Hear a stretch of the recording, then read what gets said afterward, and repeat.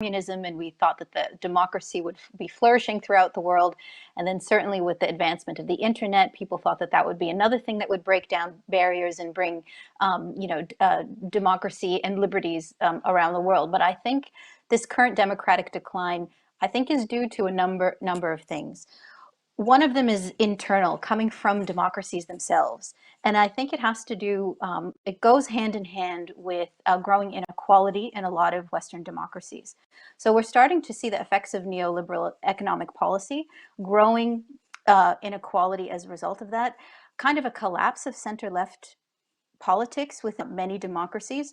And so all of that has impacted, I think, trust in democracy as a form of governance.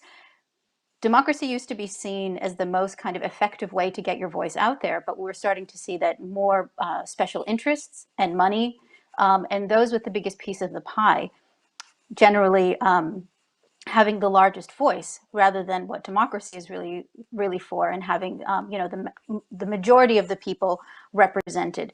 And so as that's declined, and that's obviously internal within democracies themselves, people have lost a lot of faith and trust in democratic governance. We also can't ignore the presidency of Donald Trump and its effects on this. But I would say that the presidency of Trump is actually a symptom rather than the cause of the decline of democracy. If you look at it on the other end, in terms of authoritarian governments, they have risen in terms of their effectiveness. And you see, particularly with countries like China, really advocating and showcasing their effective governance without democracy and without liberties. And so you have this kind of decline in the faith in democratic governments within their internal population, and then a stronger authoritarian model that's being pushed forward by a country like China, not exclusively China, but also Russia, through very sharp power mechanisms, extolling the virtues of authoritarianism in terms of effectiveness and efficiency for its citizens and economic opportunity. So I'd just point to those two main things just to start off our discussion. Obviously, we can delve a lot deeper into the various other details of this, but I just put that out there as two broad things.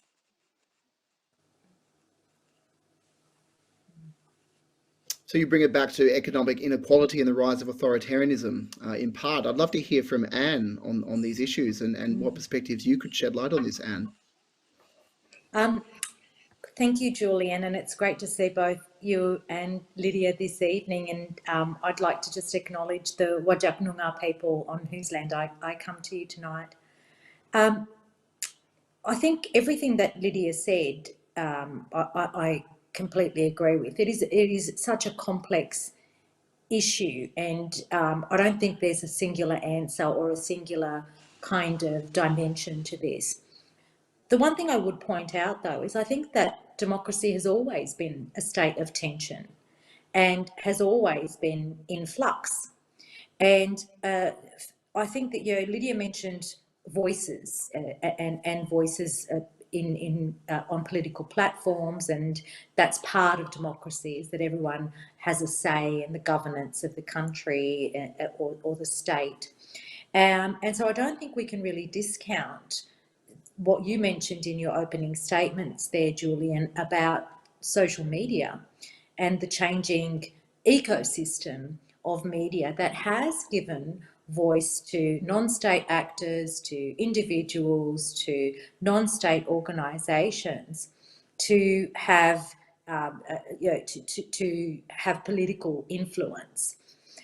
And so that's eroded the kind of the robustness of the democratic institutions. And I think that's an important point to look at is if democracy, this democracy is a kind of an amalgamation of democratic institutions, and the measure of democracy is the robustness of those institutions. So we could talk about the demise of democracy or the challenges to democracy from those things that challenge the authority, the robustness, the effectiveness of those institutions.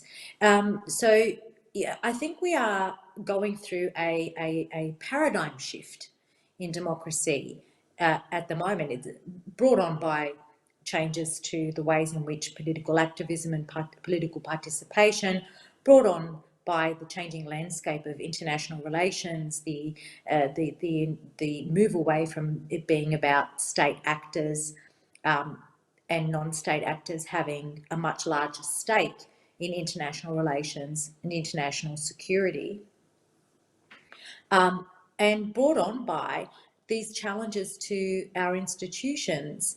And I think COVID, the pandemic, has really highlighted them. But like Lydia, I think a lot of these things are symptoms. I think we're going to have to dig a lot deeper to really look at the actual causes. I'm really attracted to your big picture perspective, Anne, looking at that interchange or that interplay between technological forces and larger macro forces and democracy, not as a thing, but as a process and an expression that over time changes, to meet these new circumstances. And it's always, of course, under pressure, if not threat, from some quarter or another. Certainly, if you look at the history of technologies, from the printing press onwards, we've seen how they've had massive political effects on how societies run and operate, including democracies. And I'm just wondering, whether we might want to follow that on for a moment and just think a bit more about technology and democracy before we move on to COVID and terrorism in the US and these big issues. Apart from social media, what other technological issues do you see as being potentially threatening to democracy, but also what do you see hopeful here in terms of re-engagement of populations and electorates through technology? I mean, there must be more of a complex story than just doom and gloom when we think about the internet and so on. I'll open that up to either of you. I think I'll start with the opportunities, because I think what it does is, people.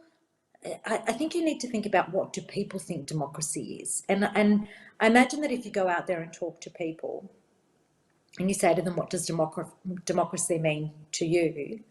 At a very kind of superficial level, it's that oh well, we get to vote, we have open votes and things like that. But I have a lot of young people asking me about political participation, and I think one of the opportunities of the internet is that it has expanded the political participation. And I always say you don't have to be a member of parliament to make change or be politically active. Social media has really opened that up, and I think that's the real opportunity there of technology. I think also as we move forward and we see more of the technological revolution, if you like, taking over, and things like jobs changing and the nature of work changing with the introduction of artificial intelligence and how that's going to affect people's employment and their everyday lives. I think we've only just touched the tip of the iceberg now. So I'll hand over to Lydia, but for me, those opportunities are also challenges. The opportunity to open up political participation to a broader range of people and the ways in which they can influence politics, influence democracy and have their say in a democratic state, I think are real opportunities, but they also pose those risks. Yeah, I would say I think that's great point. Those are great points, and I'd follow from what Anne said about how technology has expanded civic participation. So it's not just running for office yourself or voting or in the formal political process, but a real backbone of democracies, particularly within liberal democracies, is civil society participation.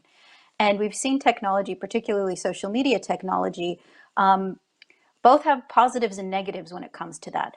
The positives is that it's given communications platforms, organizational platforms for civil society organizations, and we've seen that that's absolutely expanded, not just in established democracies like Australia and the United States, but also emerging ones as well. One of the key ways we saw that happen was during the Arab Spring about 10 years ago, where social media was definitely used as a tool for protest movement. Now, this is where also the pitfalls come in, because it's not enough. as well. And so what I fear with people relying on technology for their civic participation is that it becomes a very surface layer, superficial type of advocacy online, where you don't have those deep organizational, real world civil society roots, that practice in political participation, that practice in political organizing, the ability to form coalitions, and politic and stuff. So there are opportunities and there are drawbacks. So if you rely on kind of the technology or participation via social media, you click on a link that you like, or you share something, or you sign a petition, and it's only online, and gives you that feeling of doing something, when in fact you're missing, that's just the tip of the iceberg. You're really missing a lot of that base that needs to be done. And I feel like we're not exercising that muscle as civil society actors when we rely so much on that convenience of technology. On the other hand, you can point to research done. Erica Chenoweth out of Harvard University has done some really interesting research looking at how social media organization has helped prompt civil action, and particularly protest, coming out of the COVID crisis, coming out of the Black Lives Matter movement in the United States, various other things. So it's really about, I know it's a cliche thing to say, but it's about how we use it and how is it generally being used. I'll also answer your question about what other types of technologies I think will be impacting democracies, because I think this is an important one, and probably one we'll get into more detail later on as well. When we say technology, we tend to talk a lot about social media and computer-mediated communications. But another key one, in addition to what Anne pointed out about artificial intelligence, changing the nature of work, changing the society, is surveillance. And that has huge implications on the health of a liberal democracy. We are being surveyed in ways that are so comprehensive that so many of us don't even realize it. And when we talk about surveillance, often we talk about the surveillance that's being done by governments or coercive arms of the state that are problematic. But we are also commercially surveyed, right? There is commercial surveillance.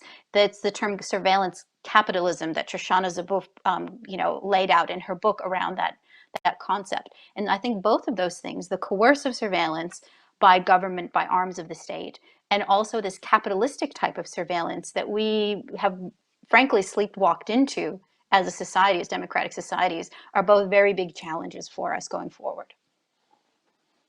I can just add to that, because I was going to also raise surveillance. If we're talking about, particularly in the last 2 years with the pandemic, the ways in which people have accepted that level of surveillance, where basically you're tracked wherever you go through the check-in apps and so on and so forth. And it's really interesting to see at what point people will accept technology and accept that use of technology, whether it's the commercial surveillance or the more government and state level surveillance. It's interesting to watch at what level people will accept it, and then at what level it starts to become something that does actually, what's the tipping point that people will accept it? Yeah, yeah. Look, To what I think we're extent coming people up. are aware of it. Exactly. Yeah, and I think we've come up to one of the key issues really that we're all wrestling with at the moment, which is the pandemic and its intersection with many of the points that have already been raised. And we can just follow on with sort of surveillance for a moment there. I mean, we've seen over the past year and a half, an enormous withdrawal of civil liberties, on a massive scale. We've seen that overseas. We've also seen it, in Australia. It's probably been the biggest rollback of individual freedoms ever undertaken, during peacetime. And, of course, the context in democracies is that governments and people have made a decision, we would hope a conscious decision, that to prevent catastrophic loss of life, this rollback is justified, unprecedented but temporary. But then, these larger questions around, well, will some of these restrictions remain? Are people prepared to live under them longer? Are governments here or overseas going to become addicted to some of these new powers? I think it's not unfair to say that many governments around the world have been surprised at just how easily they've been able to roll back these civil liberties. in a short period of time under the security rhetoric and paradigm of the pandemic, rightly or wrongly. And so how and why, under what circumstances will democratic freedoms return to much of the world is a question I think that we all need to be having much more vocal civic engagement and democracy about. But ironically, I would suggest that much of that engagement is now happening in rather unhelpful and even toxic environments. So I guess I'll throw the question back to both of you. And how do you think Australia is responding to the pandemic in a way it's broadly positive, in a way that is enshrining and protecting democratic freedoms? Have we got the balance right between curtailing freedoms for a period of time and ensuring that liberalism upon which democracy rests? And I'll throw that open to either of you. And do you want to start, or? I was thinking you could go first this time. Yeah. Sure, sure. Well, look, having been raised in the United States and maintaining ties in the United States, but obviously being a long-term resident here, it's very interesting to me to compare the public discussion and the public acceptance of certain things in Australia and, compared it to another democracy like the United States. And it's frankly worlds different. And for me, that was clarified recently. There was an Atlantic article that was recently published, and it says, can Australia still be considered a liberal democracy? And it talked about all of the different ways that the Australia time being really the only country outside of North Korea that does not allow its citizens to leave its country without permission. A lot of the things that Australia is doing right now is in contravention of the UN human rights principles, and has been so.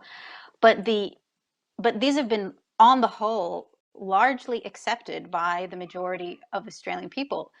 When we're talking about confidence in democracies and governments, Australians actually have a very high confidence, particularly in their premiers, right? And a lot of that has been because of these very strong men or strong women kind of tactics and absolutist positions on some of these things that people believe will keep them safe.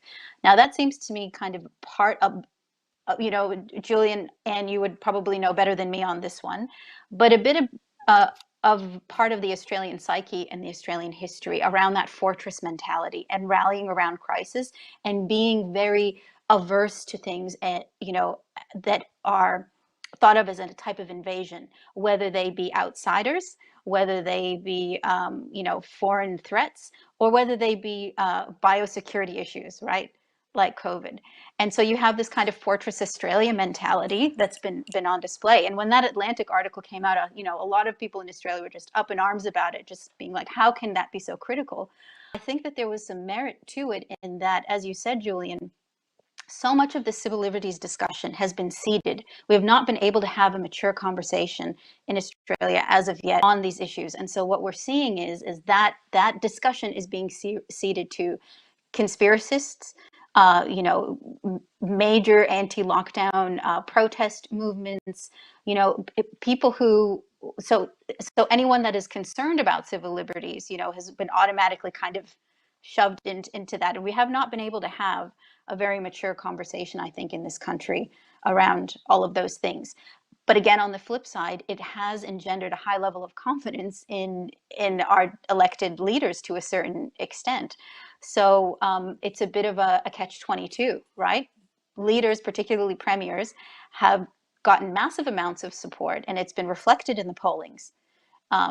And a high degree of confidence, and a high degree of confidence in public health officials, while at the same time we're seeing an erosion of civil liberties.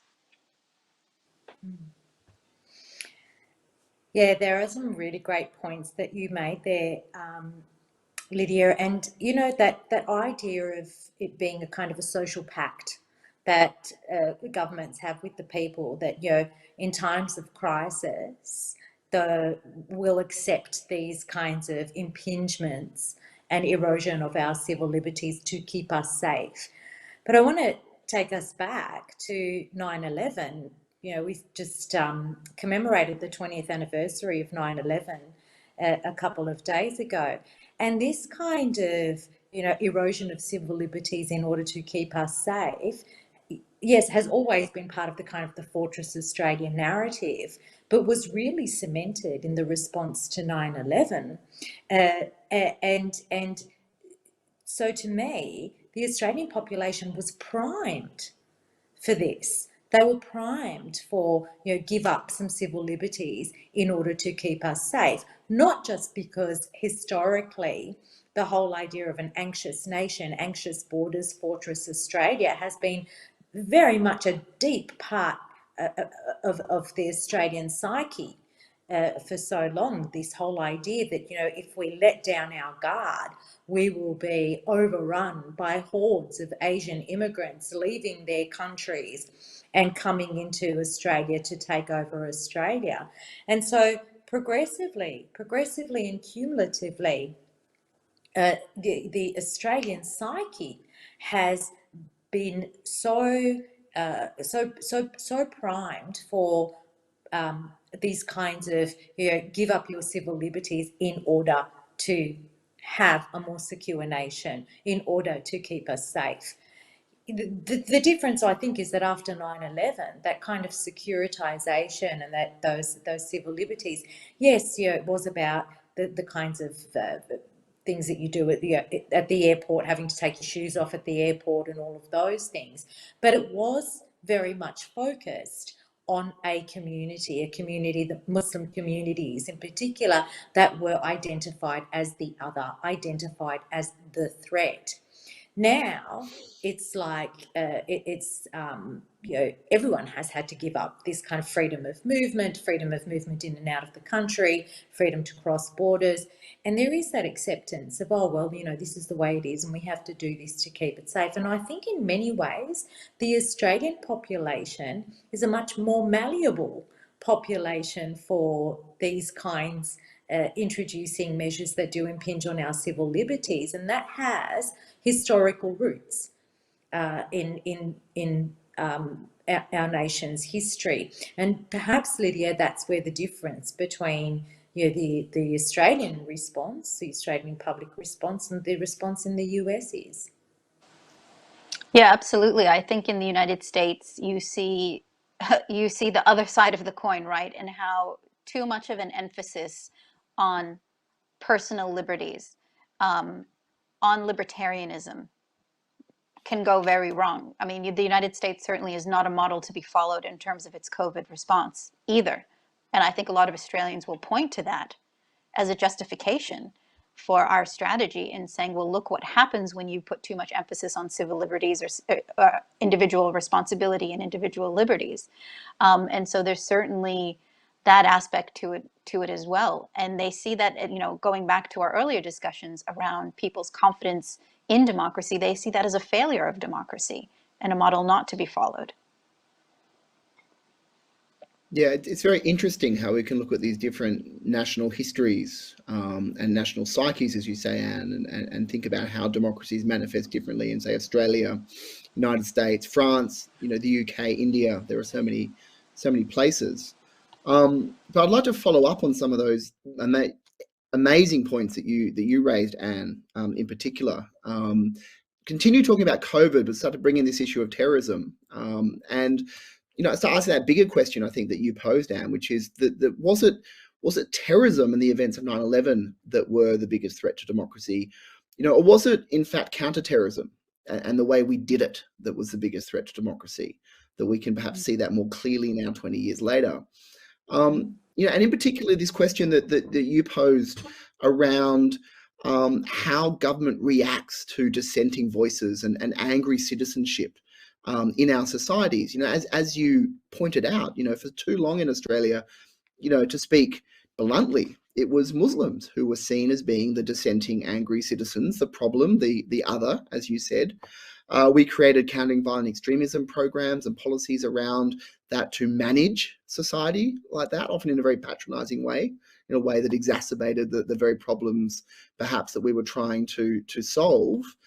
However, I would suggest that the COVID has really brought that angry citizenship, that dissension, to the mainstream. Again, I think, as you mentioned, societal radicalization, at least polarization, seems to be going mainstream at the moment, which is not something that I thought I'd see in Australia and not see happen so quickly.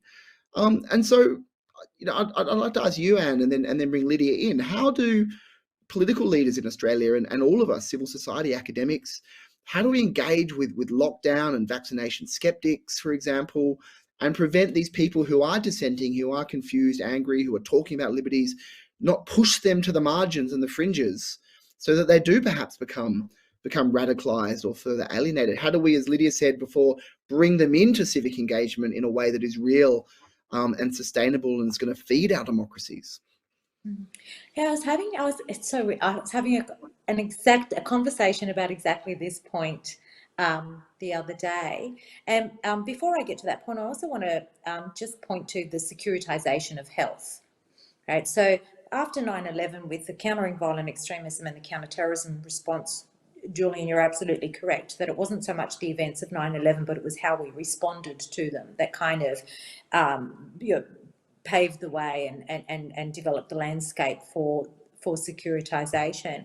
But that was really about securitization of a particular community. Right now, we're seeing the securitization of health.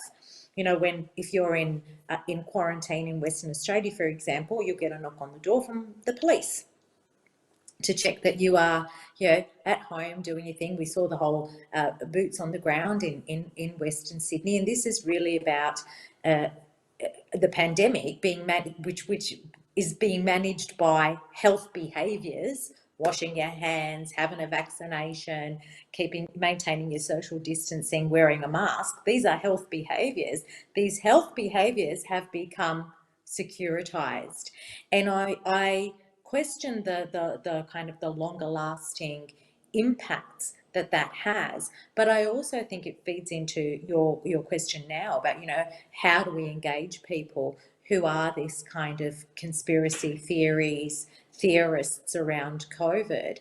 And I was having a conversation about this with someone the other day, because I really wanted to point out that it's not the same as radicalization to a terroristic or violent extremist ideology.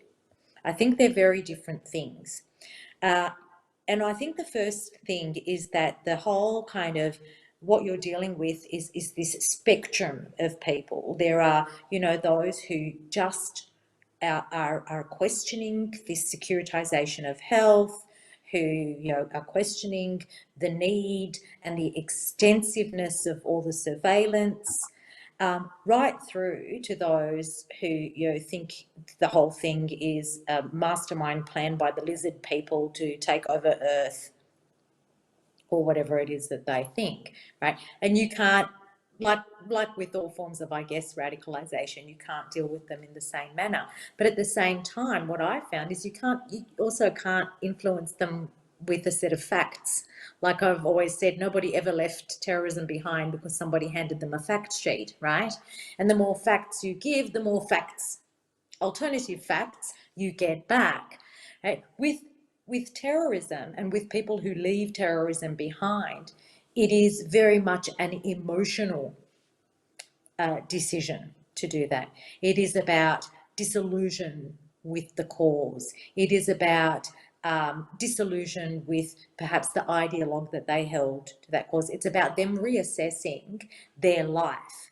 And many times it happens because of an encounter with somebody who they thought or had thought was the enemy. That changes their minds and changes, gets them thinking about it, plants that seed of doubt. With the conspiracy theorists around COVID, I think if there is that kind of idealization and fixation with an individual who's out there spouting these conspiracy theories, then you can work on kind of, why you shouldn't listen to in terms of a kind of a counter narrative, breaking down that person's or that individual's credibility with those who are becoming engaged with that conspiracy theory discourse. But I really don't think we've got enough research in this space.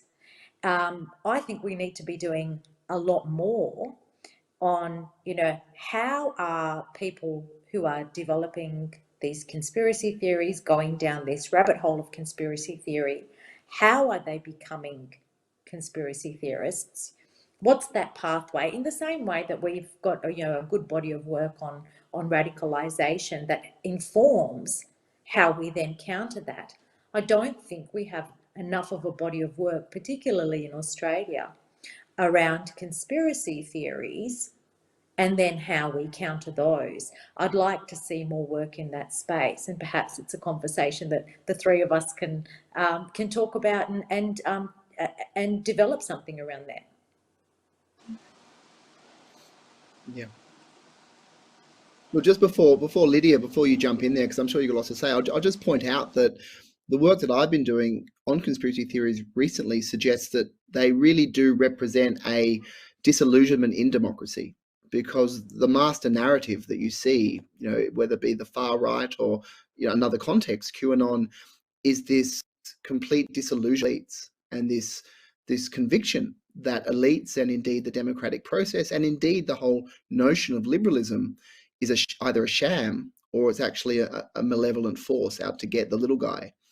And so, Lydia, coming back again to your point earlier on around civic engagement, that alienation people feel from politics and from democratic participation seems to me to be feeding a lot of these conspiratorial openings that allow people to think in this way. But I'll stop and let you jump in there, Lydia. Yeah, I mean, that's a great point, Julian. I think your research and the research of others is also pointing to similar things. This disillusionment with governance, with democracy, but also it's very grievance-based. And the grievances can be on that, political end, as you say, with governance, but it also can be personal as well. And I think we have a lot of work to do in kind of unpacking all of that. It's a massive research question, and we're certainly, a lot of us in the research community, particularly looking at extremism and violent extremism and the like, are now turning our attention to it, particularly with the growth of QAnon, right? And so it's a huge number of research questions that we need to take a look into on that. I think as it's very easy to dismiss people who are involved in these movements as crazy, completely, out there, because some of the beliefs, particularly around QAnon, are just so outlandish. But I think we do ourselves a disservice as a society if we dismiss the whole of the people involved in the movement like that, because it's so pervasive, right? And it's not just with QAnon. We saw a growth really of conspiratorial beliefs and conspiratorial thinking, really develop over the past decades. And there's many reasons for that. Certainly the decline in democracy is one part of it. Neoliberal economics is another one, and in terms of opportunities, collapse of family and societal structures, collapse of traditional social structures that we have around religiosity and civic engagement. All of that stuff has been feeding into it slowly but surely, and we've kind of reached this zenith with QAnon that now we're like, oh wow, this is actually driving people not just in terms of undermining democracy and harming families and harming individuals, but also leading to violent action, violent extremism.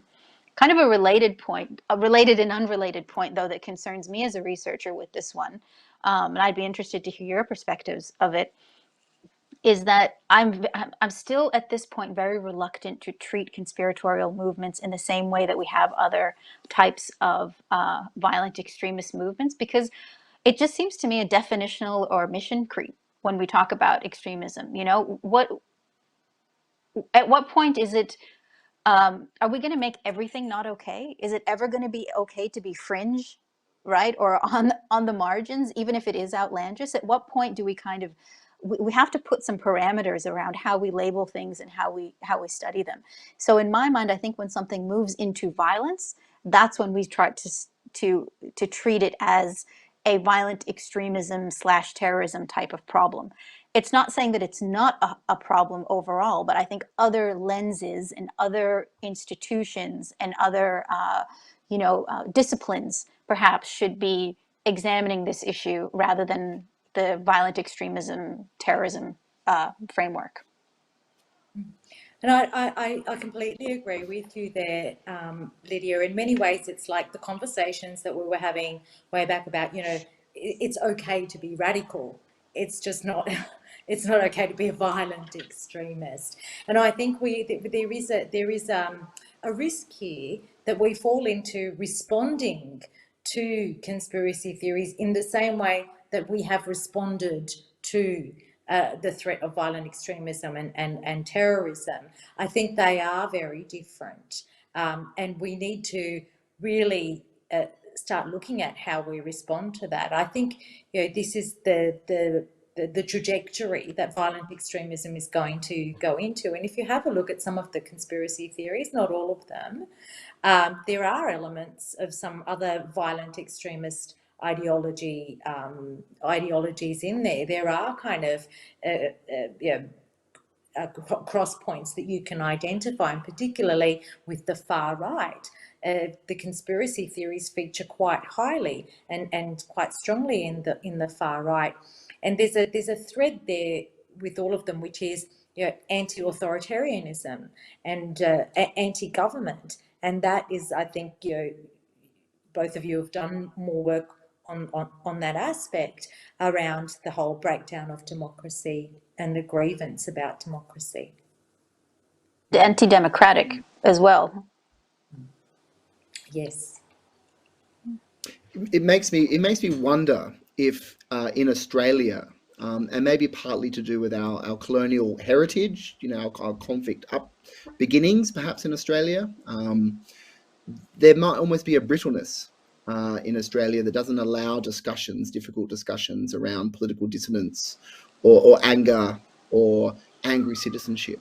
In the sense now that we do seem to be pushing people with fringe beliefs, as you say, Lydia, into these securitization agendas. Whether it's the far left, thinking that everyone on the right are fascists, or people on the right saying everyone on the left is too woke, and authoritarian. And there seems to be little space now for middle ground and for civil discussion and in Australia, which is, I would argue, necessary for civic engagement to occur and for democracy to flourish. And so bringing people like myself in, who are terrorism researchers, to look at this space seems, as you again said, to be very detrimental to this attempt to try and create civic participation and a robust democracy and a robust culture of democracy, where these issues can be discussed and argued about, as you said. And democracy is messy and difficult. It's not everyone getting along and singing a choir and having a great time. It's about arguments. So do we manage those arguments in Australia effectively? We've seen the United States recently sort of fall into sectarianism, the basic collapse of social cohesion in the US over the last few years, extraordinary polarization, even extremism, in its democracy. You could well argue one of its major political parties has now become radicalized, or a radicalizing movement. As America has been seen as a beacon of a democracy for so long, what can we do in Australia to prevent similar trends from occurring here? Do either of you see those trends already on the horizon? Are you worried that we're going to follow in America's footsteps and lose that middle ground and that ability to have these difficult discussions in a civil way? Are we becoming more and more radicalized as more people are pushed to the fringes in Australia? Lydia, I'm wondering if you'd like to start. Sure, yeah. I have a few thoughts about this. I think I'll always be a shill for American democracy in a sense that I do still maintain my belief in its regenerative powers. And all of those trends that you point to, Julian, are absolutely happening and are disturbing and really stresses to American democracy. But again, at the same time, you can say, all right, well, we're seeing, extremism, however you define it. Of course, it's always a relative and loaded and politicized term, seep into the mainstream in American polity and society, but and particularly within one party in particular, as you mentioned. But while we had Trumpism, we also had the largest civil society movement in the United States, and the Black Lives Matter movement, happen at the same time, and shifting massive mainstream attitudes around structural racism. So I think in some ways, you know, and you had Trumpism, and then you had an enormous explosion of women becoming more politically involved. There were more women running for public office after that. And so it has these kind of strange causes and effects, right? That if you take a look at the real big picture down the road, I would be fascinated if I had a time machine to see what the what what the ultimate result of all of this stuff is. And sometimes we're always looking at the immediate impacts of something, right? And I think that's one of the things that's so interesting about America, in that it is so divisive, and it was really born of division, right? You know, its Constitution was a compromise document around very divisive factions within the colonies. There were numerous contested elections in the United States. There was an actual civil war that was fought, right? But we still look to America as that kind of beacon in a way that's certainly its reputation has been tarnished of late. But I'm really interested to see, okay, what's going to come next in 20, 30, 40 years out of that? And I think what the difference in Australia is, we've certainly seen more of a polarization, American style discourse kind of creeping in to Australia. Some of your own research, Julian, has pointed to this, particularly within online communities, about how a lot of the discourse happening in the United States is now seeping into Australian discourse, which is troubling. But because we don't have maybe that same level of cleavage and division in Australia, it's lacking perhaps that crash, that dynamism, that creative destruction that can then happen later on. Yeah, I think in Australia as well, and I hate to keep coming back to 9/11, but I do, really remember those days after 9/11 happened, that if you questioned why, you were deemed un-Australian. There was no way you could have a conversation in the political arena, in the public arena, in the academic arena, about root causes, about something bigger than what happened and who the perpetrators were. You were immediately deemed to be un-Australian. There was just no one was going to hear of it. It was disrespectful. You could not talk about this. And yeah, I think that, again, that tapped into a history in Australia. You mentioned it, Julian, a history in Australia where there is this kind of, we sacrifice our civil liberties for the greater good. In terms of like, where is the centre and this, I think our politics and our political system needs a huge reboot, if I'm honest. This kind of right and left, and you can't be right and left unless you're really, really right or really, really left, right? And you see it when you talk to people, and immediately they assume that you're going to have a particular position on something because they've already categorized you as left or right, along this political kind of spectrum that is no longer kind of a spectrum. It's more like two separate parts now, right? I don't think Australia will ever really get to that point that the US has gotten to. But I do think in Australia you do have now got the rise of the kind of the rogue personality in our politics. So, we've had Pauline Hanson, of course, for several years now. But you've now got people like, Craig Kelly emerging as, the one who's not going to stand for the government and is going to join the United Australia Parliament or a party, or has joined the United Australia Party, and really destabilising what has been, a long-held kind of system of Parliament in Australia.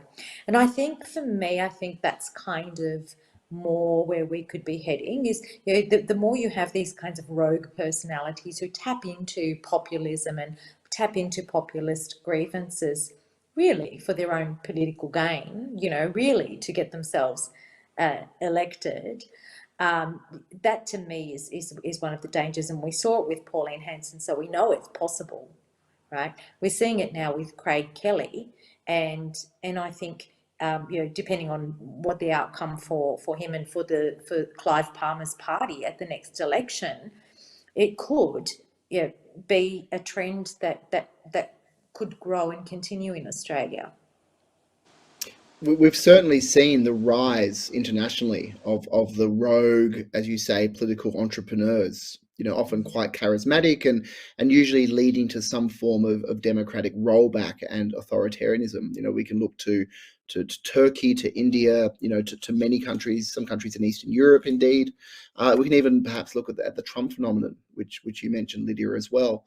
I'd hate to think something like that could happen, in Australia. And so, Anne, I'd like to ask you a question that I'm deeply interested in. Despite our very rough political culture in Australia, is political civility and bipartisanship still possible in Australian politics? So, do we have those protective civil measures still alive in our parliaments and in our political parties that prevent those political entrepreneurs from being able to grasp the reins of power? Look, I think that political bipartisanship is certainly alive and well in the kind of the wheels of Parliament. Through the work that you do on committees that are bipartisan committees that come up with, bipartisan reports and recommendations and all of those things. But I think that Australians have become more and more accustomed to, over the years, a kind of politics that is uncivil. And as much as people like to say, oh, I hate it when you all attack each other, when they head to the polling booth, that's what they vote on. That's what works. Okay? And fear and negativity. And we saw the 2001 election very soon after Tampa. We saw children overboard. We saw, we decide who comes into Australia. We saw, we don't want those kinds of people here. We saw how that worked in that 2001 election. The ability to bring together asylum seekers, the topics of asylum seekers, terrorists, immigration, security, and wrap it all into one big fear ball and throw it out there and ride a wave of political success was a real watershed moment in Australia. It was a real watershed moment. And I don't think politics has ever fully recovered from that. In fact, I think that this realization that there are numbers in fear, there are numbers in being populist, there are numbers in negative campaigning and negative kind of tit for tat and not being bipartisan is a lasting legacy in our political system. I said earlier, I do think that it needs a reboot and it needs to change. But I think, behind the scenes, there's a lot of bipartisan stuff that goes on. But I think the kind of the public-facing part of politics has become very much uncivil. It has become less about civil debate and more about negatively attacking each other because it's worked. Yeah. Mm. Yeah. I'd chime in, Julian, quickly to say, I'd obviously defer to Anne as the parliamentarian and the politician in this who's, dealing with this day to day. But I think it's important there's some underappreciated protective factors in Australian democracy that we don't see in a place like America. It's good to point that out. So things like the Australian Electorate Commission, right, which is very robust, very trusted institution. Compulsory voting, so that you don't have the extreme elements of either party basically setting the agenda, because you're always going to have to play to the middle because of compulsory voting, right? even the simple fact election day is a holiday, right? And people tease about the democracy sausages and all of that kind of stuff, but all of that stuff is kind of soft things that help and aid our democracy here in Australia. The fact that it is, it's not a first past the post system, that it's not a winner take all, right? That's really an important protective factor of Australian democracy as well. I think, though, when you talk about the challenges to the bipartisan system, the very obvious answer is the rise of third parties, right, who are very narrowly focused, don't have the same broad agenda as either the Liberal National Coalition or Labor. And I think both of those two mainstream parties are being eaten at by special interest third parties that are coming up, and we're starting to see more and more of that. And that's where you're going to start to see kind of a carving of that nice, soft Australian centre that we've come to rely on through the growth of those third parties. And it's interesting you mentioned those kinds of single agenda parties. I mean, we recently had, or last year, we had a Western Australian election, and we had somebody elected to the upper house who ran for no daylight saving, or sorry, for the introduction of daylight saving. This was an individual who was living in California, had been living in California, and got in with a handful of votes. And when we talk about that, really coming back to the responsibilities of the electorate. Yeah, exactly. In many ways. We've only got a couple of minutes to go now until the end of this this wonderful webinar. The discussion, I think, has been absolutely fascinating and very in-depth and very revealing. But can I just ask both of you, just in 30 seconds or less, 20 seconds, what would be your key message to a young Australian right now who feels disenfranchised, who doesn't feel like they're part of the political process, that feels perhaps alienated, confused by the complexities of our current world? What would you say to a young Australian right now about them and about the democracy they live in? And let's start with you, Anne. I would say in 20 seconds or less that there are many ways to have your ways heard. You need to find the way that works best for you, that you feel safest and most comfortable in. And political activism doesn't just happen in the hallways of Parliament. It happens in everyday ways. And that's an incredible opportunity for young people, and they should grab it and run with it. Lydia? I would say that a good democracy is really based on its own citizens. And so there's a massive amount of responsibility that we have as citizens in democracies to make it what we want. And it's also an extraordinary privilege as well. Both Anne and I, we're Egyptian background. This is a country that's been authoritarian for many years. We're both intimately familiar with that, verging on totalitarianism. And so when I hear a lot of complaints about democracy from people, particularly young people, or disillusionment, I just say, it's all relative.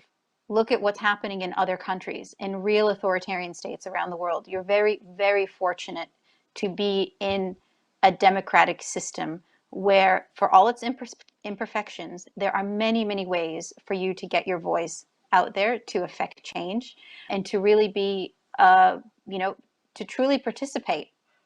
Serve your community and preserve your freedoms. Well, look, thank you both so much for those final positive, I think very wise words from both of you. I think this whole discussion has been absolutely revealing. It's been in depth. We've been able to look at some of the key issues, in a very open way. And I can't thank both of you enough for bringing all of your wisdom and your research and your experiences to this discussion. I can't think of two people that I would rather have this discussion with, and I feel quite awed and privileged to be able to have it with both of you. So Dr. Anne Ali and Lydia Khalil, thank you both enormously from me and everyone at Affinity. To conclude, I'd just like to call upon Stephen Blanks, Principal of SBA Lawyers and Treasurer for New South Wales Council of Civil Liberties, and Affinity's valuable advisory board member, to provide some closing remarks. Thank you again. Well, thank you, Julian, and thank you, Lydia and Anne. That was just the most fascinating discussion, and what a timely discussion indeed. I'm incredibly grateful to you because you've allowed me the opportunity of using that timeless quote about democracy attributed to Winston Churchill: democracy is the worst form of government except for all the others that have been tried. And I think the discussion tonight explains a lot of the truth of that that statement. We're in such an interesting time, as you have highlighted. We've had 2 decades now of the war on terror, and with the US and the West departing Afghanistan last month, the war on terror is officially over as a war, as a hot war at least. And as Anne said, there is now a paradigm shift. We can now look at the wreckage of war and what has it caused. And as the discussion tonight shows, one of the causes of the war, one of the results of the war, has been incredible damage to democracy around the world. Not just Australia's democracy, not just the US democracy, but democracies all around the world. So this is an incredibly important discussion, and I'm so pleased that it's occurred.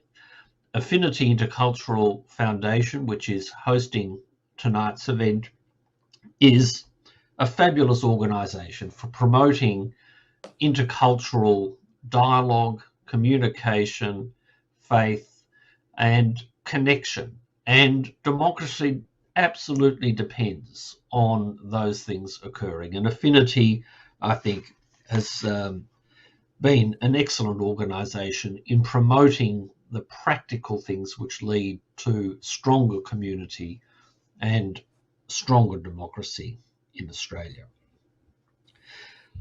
One of the debates I had with Amit Polat, the head of Affinity in New South Wales, is whether we should have optimism and faith in the future for democracy. Are we going to head back to better times after the damage that the war has caused, or are we in a regression, returning to the more authoritarian state where the community is there to serve the state rather than what developed during the 20th century, where the democratic state was clearly there to serve the community? Affinity is optimistic about the future, believes in the progressive improvement of democracy always.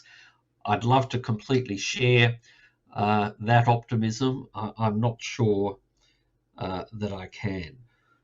What we learnt in tonight's discussion, what was discussed, all of the threats that exist now for democracy, inequality, social media empowering everybody to have their say, regardless of how well informed they are, decay in our institutions, the threat of terrorism, Anne Ali's fabulous expression, the fear ball. I love that expression. I'm going to use that again. The threat of terrorism, the threat of counter-terrorism, both threats to our democratic system. The surveillance state and surveillance commerce, and conspiracy theorists. It's a very long list of very negative things. We have in the world now viable alternatives to democracy. China, in providing economic wealth to its vast population in a system which is the antithesis of individual freedom and democracy, is a very dangerous model, and it's not unattractive to a lot of people, and we have to keep that in mind. So we have a fight on our hands. I think the discussion we've had tonight is going to be the discussion of the next decade. We are going to have to argue and fight for democracy and democratic values founded on human rights and human respect. We are going to have to dig deeper. We're going to have to promote cultural exchange amongst all the elements of our community, and we have to rebuild the social contract. Affinity as an organisation is one of the organisations which I think will be involved in all of that. I'd like to thank the speakers. I'd like to invite our audience to keep in touch with Affinity, to subscribe to Affinity's channel, keep up to date with upcoming events. There are going to be lots of interesting events just like tonight, important discussions to be held, and you can be part of it. So thank you very much. Have a lovely evening all.